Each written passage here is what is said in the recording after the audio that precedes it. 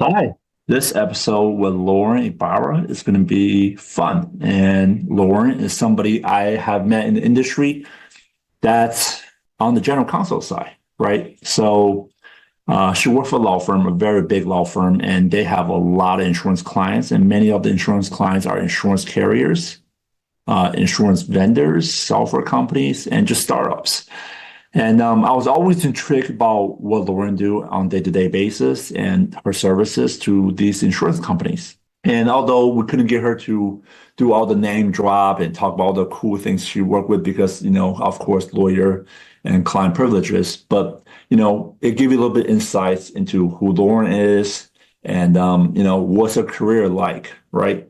And, if you are a founder launching a new company, or if you're an insurance carrier looking to grow into a different state, or if you're a fintech company looking to get into insurance, one of the first things you have to get out of the way and do it right is compliance. And with compliance, you need great advisors around you or great advice working with law firms, right? So this is an area of insurance I think nobody ever talk about, right? There's so many podcasts out there, but who talk about compliance and who should be in the conversation of compliance, right? So hopefully in the future, I can bring you on more guests to talk about these areas. But today, enjoy the next podcast with Lauren. Hi, welcome to the show. Welcome to this episode of Founder's Journey. And today we have amazing guest. Her name's Lauren Ybarra. Did I get that right? Yes, Lauren Ybarra. Ybarra. All right, awesome. So before we were doing the pre-call of this episode, and we were trying to figure out, is she going to go on industry voice or founder's journey? And I just think she's so valuable in the advice that she brings day to day, whether it's the industry voice or supporting founders, insurance companies, and making those tough day-to-day decisions. So I think she is a Swiss Army knife, and she is in many areas of our insurance industry and maybe one of the least talked about area of our insurance industry. At least when I look at Apple Podcasts, the 90 some insurance podcasts that's out there, there's just not enough coverage talking about the general counsel side, the in-house counsel side, and also talking about who is advising those people at the top making those day-to-day decisions. Lauren, I love this episode to be about your personal journey. How'd you get into law? How'd you get into insurance? And just take us back. So I'm going to hand the mic over back to you. And we're here to hear your story. Well, thank you so much, Jeff, for having me on this podcast. It's an honor to be here. And I'm really thankful for the opportunity to talk more about insurance because I love insurance. I'm just one of those insurance nerds.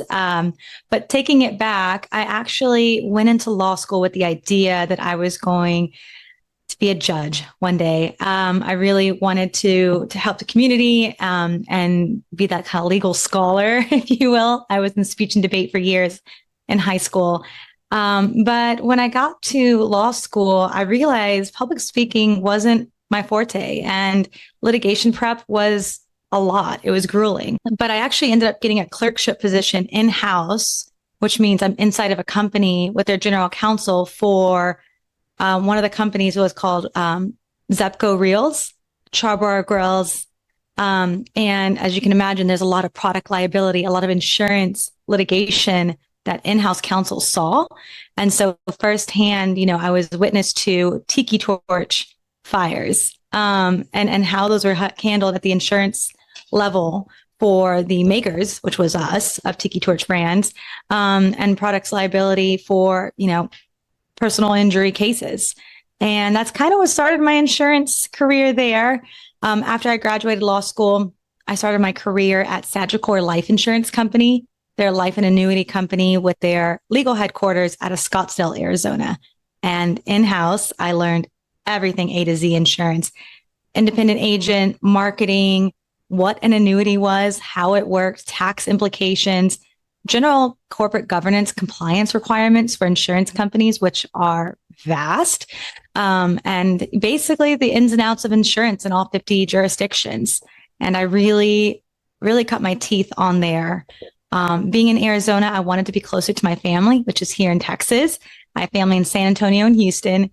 And it's wild, the insurance industry. I met somebody, his name's Mike Cauliflower. He was at Aetna for many years and Conseco before that. He was an insurance executive. And he told me about a law firm in Austin and said, you should reach out to them and see if you want to, interview as a young lawyer. It's private law, a lot of billable hours, but I think you'd be a good fit. And I did. I reached out under his advisement.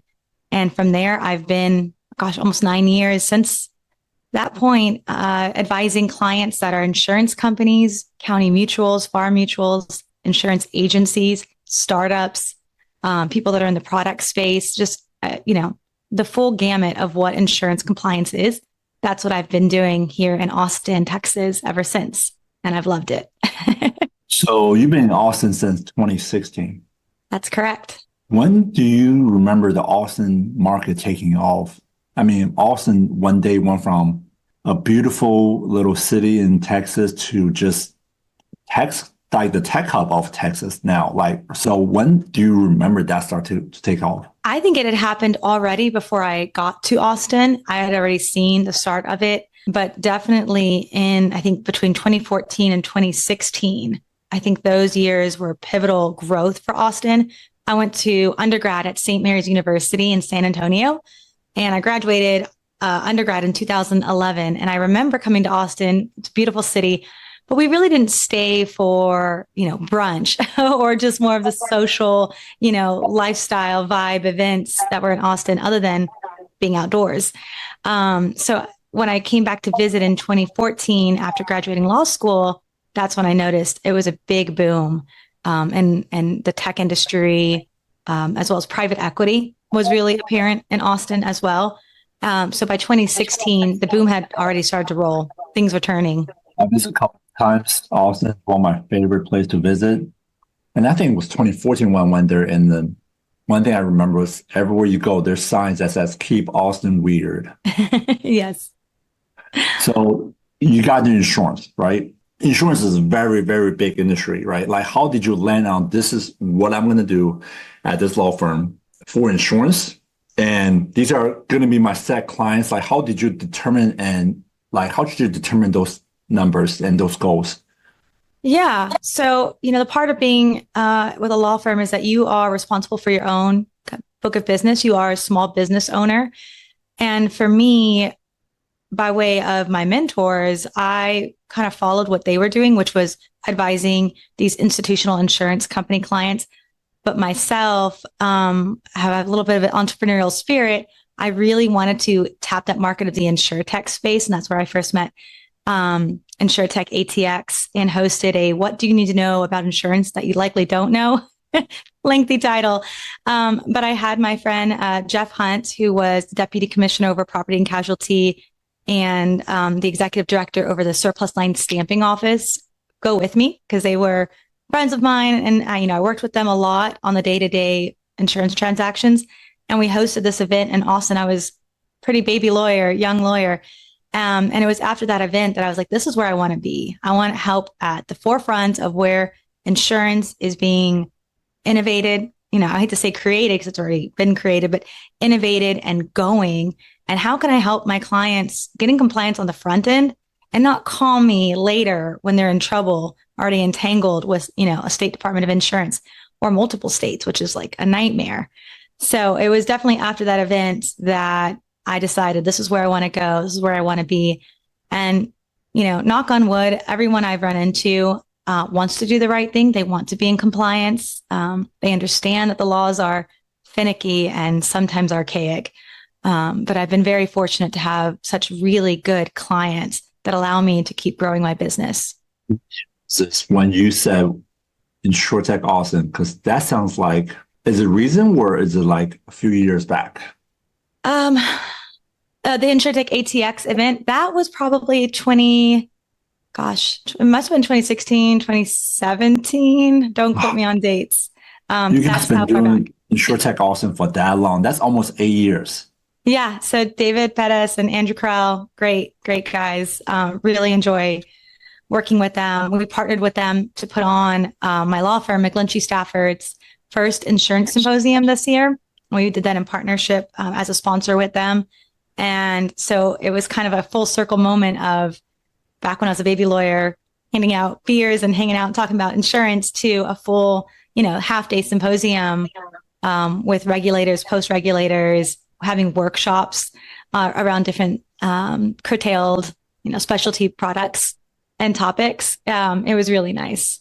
It's not a state that's known for a lot of insurance carrier attractions because Columbus, Ohio, Cincinnati, Ohio, Hartford, Connecticut, they've been around for so long, just attracting carriers, right? That's like part of the state business plan.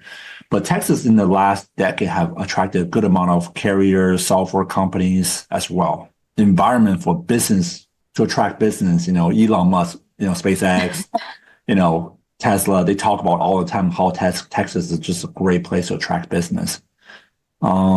Would you chat about some of your clients, like how they find you and what did you help them on? Like, what's that your superpower that you help your clients on? Thank you for all your support to our channel. Here is a quick word from our sponsor. Please click on the link below in the comment section to sign up for a demo with Track AI. What if your insurance sales conversations could work harder for you? Meet Track, your AI-powered conversation intelligence partner. Track automatically captures and analyzes every customer interaction, providing instant call summaries, risk analysis, and AI-driven coaching insights. Say goodbye to manual note-taking and hello to more selling time. Track handles the admin work while you handle the revenue. Fully integrated with your favorite platforms. Plus, get custom AI analysis tailored to your unique business needs. Transform your sales team's performance with Track. Visit track.ai today. Click the link in the description below to schedule a demo with Track today. Real quick on the Texas market, actually the property and casualty market in Texas is one of our top industries for the state, which is pretty heavy if you consider the size of Texas, the amount of residents we have. It's a huge market. And I think that's why it's such a good hub for groups like InsurTech ATX and for Dallas and Houston, for these companies to come in here and really test out their products.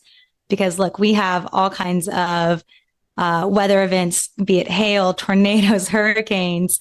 We have it. Hail like that big. Yeah, it's like only everything bigger in Texas. It's a softball size hail. And we had, was it a couple of years ago? We had 3 to 4 hail events in San Antonio, Texas, completely decimated PNC market. But I digress on that. I think my superpower for my clients would be strategic innovation. I was trained up and have worked with some of the oldest insurance companies in the US and also worked under a bunch of lawyers who had been doing it 30, 40 years. So I understand and can appreciate the institution that is the laws in all 50 jurisdictions. But at the same time, I'm also younger. And that way to be innovative, but also strategic, I think is my superpower. I generally love speaking to regulators. They are all, great people, good if you can get their ear, and being that go-between for the state and the state regulators and the innovation and making it mesh. That's where it's at for me. So on this episode of Founders Journey, and the show is about founders' journey in the insurance and insurtech community, I actually have 2 levels of guests, right? One level is all the people who building MGAs, carriers, whether it's coastal or regional. And then the other one is software. I'm assuming you have advised MGA insurance carriers in the past as your clients. What do they come to you? Like when they come to your door, like what kind of thing are they like, hey, I'm having a problem with this, or I need help with that? Like, yeah, give us a little breakdown. So usually it's somebody who's not in the insurance industry. It's kind of 2 different frames, but the first one's the most common. And it says, I want to get into insurance. I want to sell, negotiate, solicit insurance on my website, on my platform. I want to have this hosted. What do I need to do? Am I an insurance company? And so usually that takes an analysis of realizing, are you wanting to be a risk-bearing entity, or you just want to sell the insurance? I'm like, well, I want to sell the insurance, but I also want to do all these enumerated tasks for the insurance. Well, that depending on the state, laws, makes you an MGA or managing general agency. It's a little bit higher threshold and higher requirements than a typical insurance producer or broker, someone who just sells insurance. And so it's really taking a step back, looking at their business plan for the next year to 5 years and saying, all right, do you just want to collect a commission? Cool. Let's get you licensed as an insurance agency in all 50 states. My law firm is really interesting and cool in that they have what's called like a licensing team. And this is what they do all day, every day. So they know which states have which requirements, nuances, desk drawer rules, and they get those applications in as quickly and efficiently as possible so that you can hit the market running. And same goes for the managing general agency MGA license. That again, a little bit heavier lift sometimes depending on the state, but being able to survey, what they fill into. The other instance that I get are people who are traditional insurance agency producers and they want to lock into the services of an MGA. And they know a little bit about it, but they're not sure if they qualify. Again, taking a look at what they want to do in the immediate 1 year or the 5-year plan and seeing if that MGA license is worth obtaining for them. And then there are clients that come in and say, we want to buy an insurance company or we want to be the risk-bearing insurance company. Help us get started in, property casualty, surplus lines.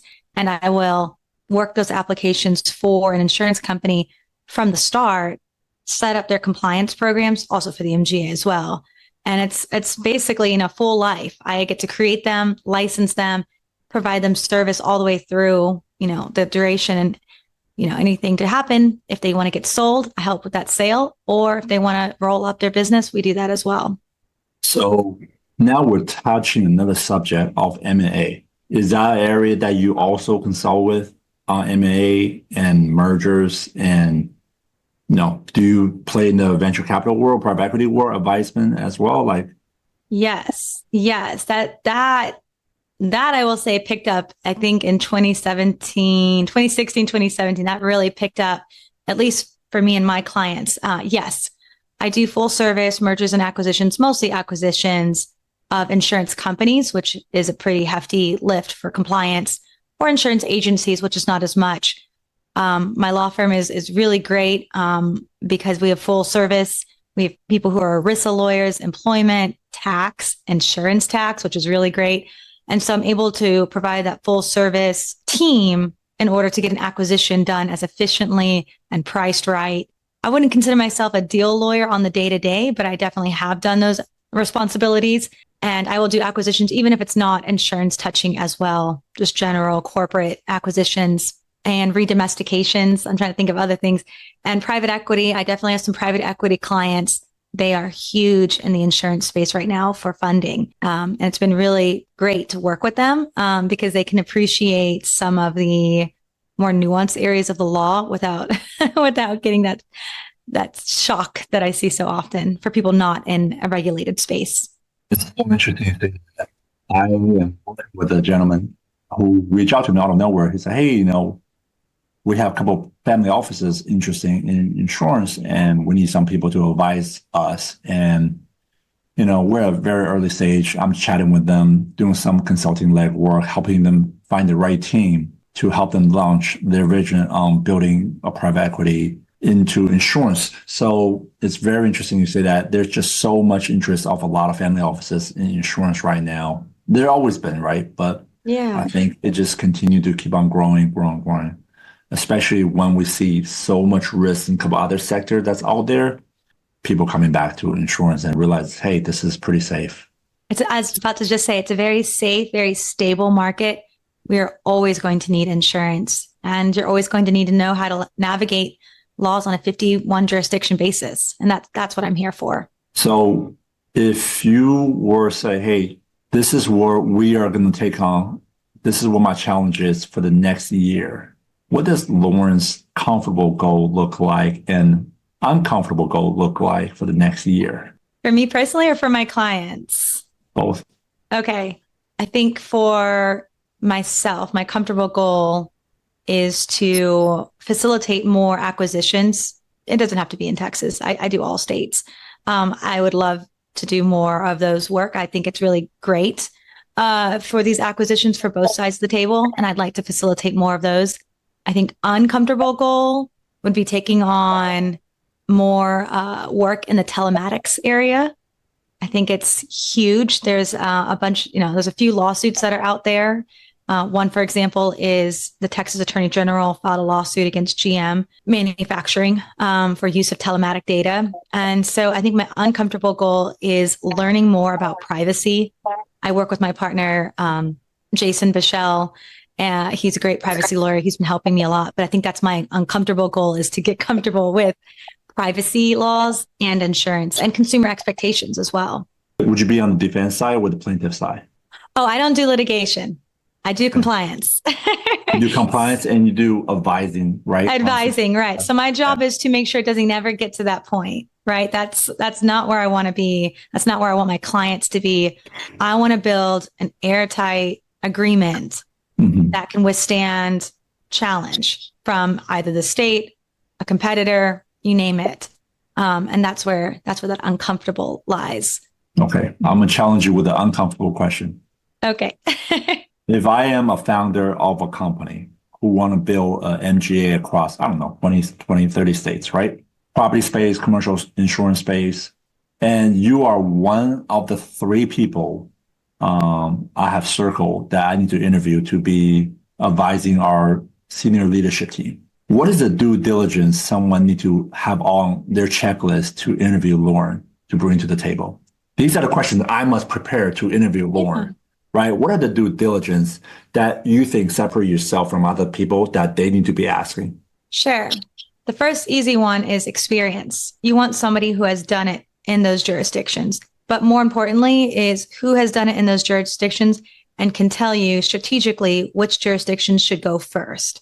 Which applications should you try to get on the forefront? Which ones are worth it? Is it worth to go to Nebraska, Alaska? I don't know. Let's talk about it. Then I think that's just a really big portion is let's plan out your business strategically and execute. That was a great answer. I feel like you might have practiced that before. I haven't. I actually haven't. That's just how I am, though. I'm very pragmatic. I'm risk adverse. Shocker in insurance, right? But I'm very strategic and I'm very poignant with what I want to do. And I don't want to be inefficient. I want to make sure the business is moving forward in the best way possible and go from there. So while we're having this interview, I am just going through your LinkedIn. I was shocked to sell 2 other categories that we haven't even talked about, that you had a podcast about how DeFi impact insurance, right? That's a skill set I didn't even know you had. And the next one I saw was navigating the complexities of cannabis insurance. That's really cool.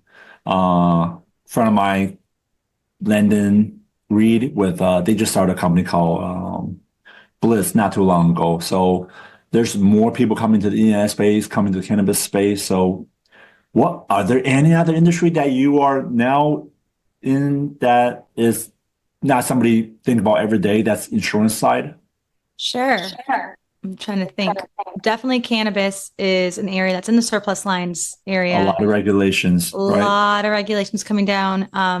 My firm has a cannabis practice group. I think there's about 15 of us in there that do just cannabis.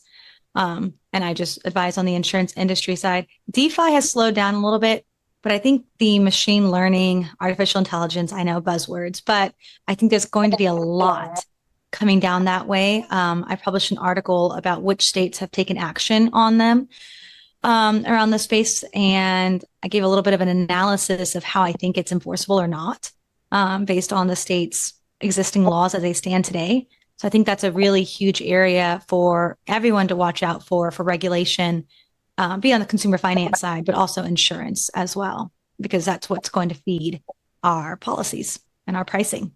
Yeah, I think regulation is great, and regulations, and then you have people who can advise based on, hey, these are the written things we need to go by versus a lot of area we need more clarity. Like crypto is one of those areas we definitely need a lot more clarity as Congress make laws, write laws, and debate on laws, and then the private sector can now go act on it. I think it will be more apparent what's going to be on the horizon for insurance after this election. I think that'll really set the stage for where we're headed and what kind of environment we're looking at in terms of regulation. Be it that, of course, every state, because of the McCarran-Ferguson Act, has the right to set its insurance standards, but those are all driven by the National Association of Insurance Commissioners, or NAIC. So we'll definitely see, I think next year, we're going to see a big shift on what's going on in insurance and a clear view, hopefully, as well. Yeah, that's great. Well, I am going to put all of your contact information in the comments below. And this way that our audience, if they want to get a hold of you, there's your LinkedIn, there's your email, and whatever way they want to connect with you. So this way that they can reach out to you. I am looking forward to have you on the pod again sometimes. And maybe you can talk about all the other cool, fun things you're doing the next time you come back. Thank you so much. I truly appreciate it.